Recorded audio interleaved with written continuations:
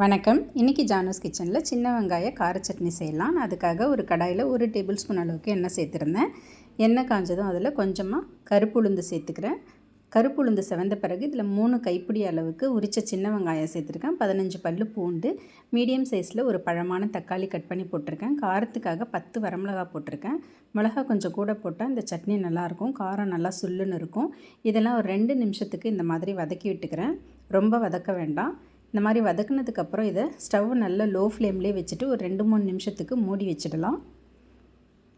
இப்போ ஓப்பன் பண்ணிவிட்டு இதில் ஒரு கைப்பிடி நிறைய வறுத்த வேர்க்கடலையை சேர்த்துக்கிறேன். சேர்த்துட்டு ஒரு வாட்டி கலந்து கொடுத்துடலாம்.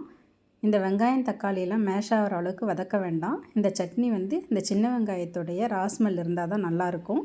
இப்போ இதில் டேஸ்ட்டுக்கு தகுந்த மாதிரி உப்பு சேர்த்துக்கிறேன். இது நல்லா ஆறட்டும். ஆறின பிறகு மிக்ஸி ஜாரில் போட்டு நல்லா நைஸாக அரைச்சி எடுத்துக்கலாம். இப்போ அரைச்சாச்சு. இதை ஒரு கிண்ணத்துக்கு மாற்றிக்கிறேன். மாற்றிட்டு மிக்ஸி ஜாரை கழுவி கொஞ்சமாக தண்ணி சேர்த்துக்கலாம், நிறைய சேர்க்க வேண்டாம். இப்போ இந்த சட்னியை தாளிக்கிறதுக்காக 1 ஸ்பூன் எண்ணெயில் கொஞ்சம் கடுகு, உளுத்தம்பருப்பு, கருவேப்பிலை, வரமிளகாய் இதெல்லாம் போட்டு தாளித்து சட்னியில் கொட்டிக்கிறேன்.